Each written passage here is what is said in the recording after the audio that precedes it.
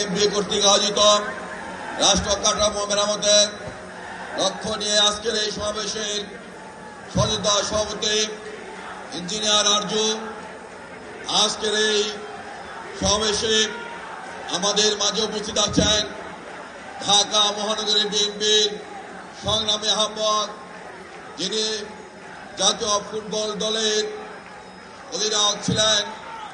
আজকে বিএনপি যাকে ঢাকা মহানগর উত্তর বিএনপির অধিনায়ক হিসাবে নির্বাচিত করেছেন, আমাদের সেই সহযোদ্ধা আমিনুল হক। আমাদের মাঝে উপস্থিত আছেন তেজগাঁ থানা বিএনপির ঢাকা মহানগরের সাবেক যুগ্ম আহ্বায়ক, সাবেক কমিশনার আদানুজ্জামান আনোয়ার। আমাদের মাঝে উপস্থিত আছেন দুই সহযোদ্ধা, যাদের সাথে আমি এরশাদ বিরোধী আন্দোলন করেছিল, যারা আমার সাথে, সেই মহানগরী নেতা মোহাম্মদ ঢাকা মহানগর অন্যতম যুগ্ম আহ্বায়ক শাহ আলম, ঢাকা মহানগর অন্যতম সদস্য এল রহমান। আমাদের মাঝে উপস্থিত আছেন ঢাকা মহানগরীর উত্তর বিএনপির সদস্য সচিব মোস্তফা জামান সহ আমাদের মাঝে উপস্থিত আছেন আমার আরেক সহযোদ্ধা তেজগাঁ থানা বিএনপির সাবেক সভাপতি, ঢাকা মহানগর অন্যতম সদস্য মোহাম্মদ আলী।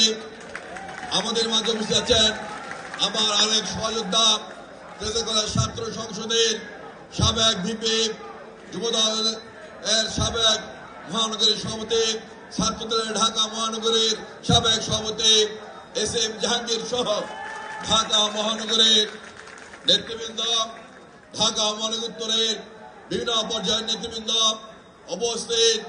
এই তেজগাঁ শিল্প অঞ্চল, শ্রীনগর হাতিঝিল এলাকার বিএনপির ভাই ও বোনেরা, সবাইকে জানাচ্ছি আমার ব্যক্তিগত পক্ষ থেকে সংগ্রামী শুভেচ্ছা অভিনন্দন।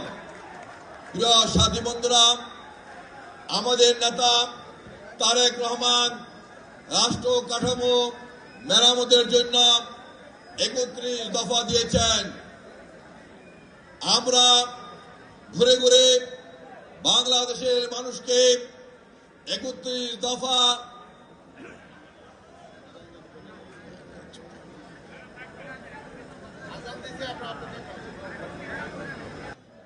রাষ্ট্র মেরামতের জন্য 31 দফা দিয়েছেন। এই 31 দফায় বাংলাদেশের রাষ্ট্র মেরামত, বাংলাদেশের গণতন্ত্র, বাংলাদেশের উন্নয়ন, বাংলাদেশের সংস্কার সব বিদ্যমান আছে। আমরা আজকে দেখতে পাচ্ছি সরকারের একটি গোষ্ঠী ক্ষমতার লোভে পড়ে সংস্কারের নামে দীর্ঘদিন ক্ষমতায় থাকতে চায়। আমরা ওই সকল ভাইদের বলতে চাই, সংস্কার একটি চলমান প্রক্রিয়া। যতদিন পৃথিবী থাকবে, যতদিন দেশ থাকবে, সময়ের তাগিদে সেই সংস্কার করা হবে। সংস্কার হঠাৎ করে সব সংস্কার হয় না। যদি সংস্কারের কথা বলতে হয়, এই বাংলাদেশের মাটিতে সর্বপ্রথম সংস্কার করেছিলেন শহীদ রাষ্ট্রপতি জিয়াউর রহমান। বাংলাদেশে সব রাজনৈতিক দল নিষিদ্ধ করে শেখ মুজিব বাকশাল কায়েম করেছিলেন।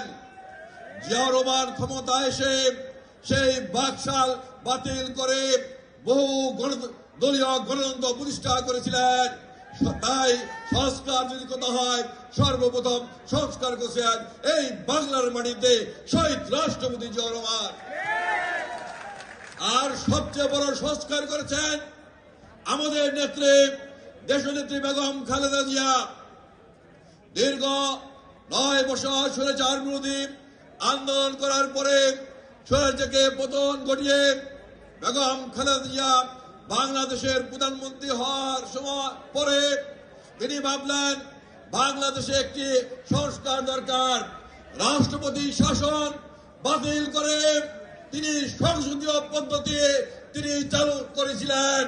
এটি হলো বাংলাদেশের ইতিহাসে একটি সর্ববৃহৎ সংস্কার।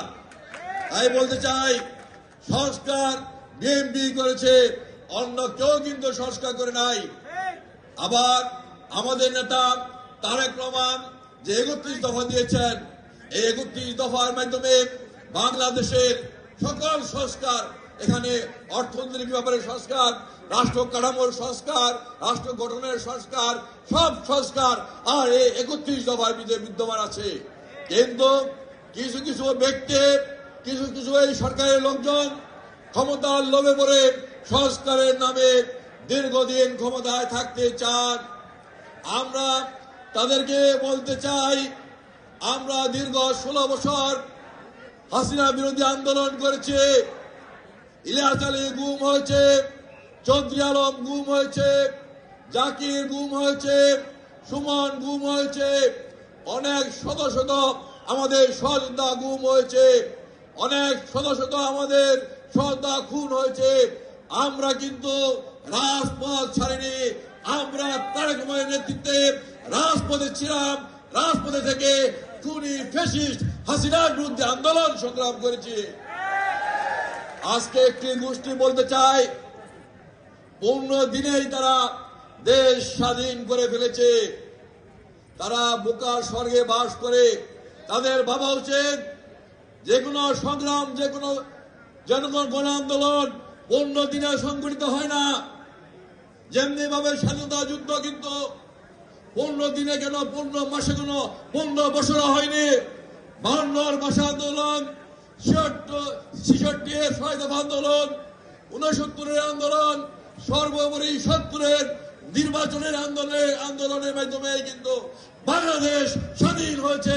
অর্থাৎ প্রায় 30 বছর লেগেছিল। তাই এই 5ই আগস্ট কিন্তু আপনাদের 15 দিন হয়নি।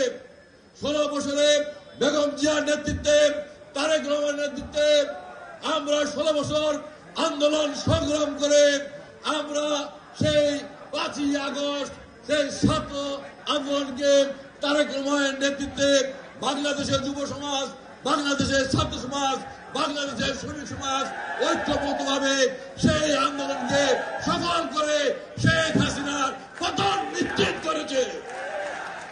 আপনারা যারা আজকে বলে বেড়ান 15 দিনে আন্দোলন সফল হয়ে গেছে, তাদেরকে উদ্দেশ্য করে আমি বলতে চাই, আপনারা কিন্তু আইনবন্দির ভাষায় আপনারা ভালো মন্দ খেয়ে আপনারা আন্দোলন প্রত্যাহার করেছিলেন।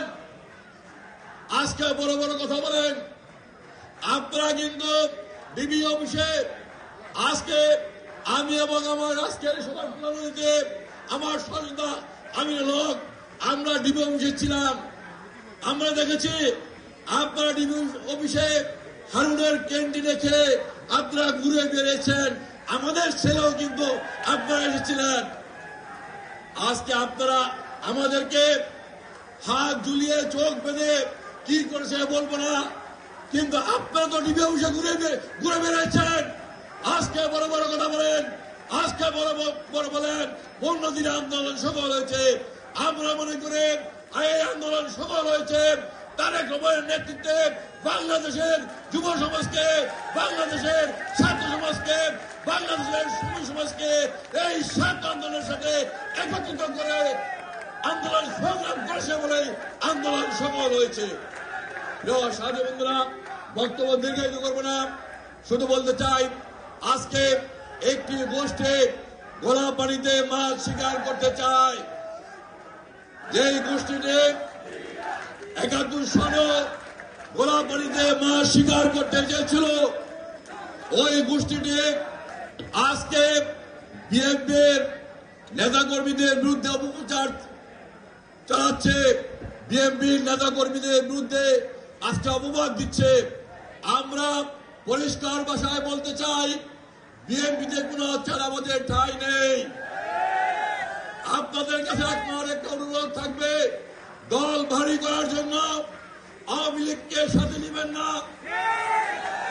যারা শেখ হাসিনার স্লোগান দিয়েছে, যারা অন্য কোন নেতার স্লোগান দিয়েছে, তারা তাদেরকে বিএনপিতে ঠাঁই দিবেন না। এলাকায় আন্দোলন সংগ্রাম করেছে। আমরা কিন্তু 1-150 লোকের উপরে পাইনি। আজকে মিছিল করলে শত শত লোক, হাজার হাজার লোক আজকে চলে আসে। তাই আজকে আমি বলতে চাই, আমরা আমাদের কর্মী সংখ্যা বাড়াবো, আমাদের সমর্থক বাড়াবো। কাদের বাড়াবো?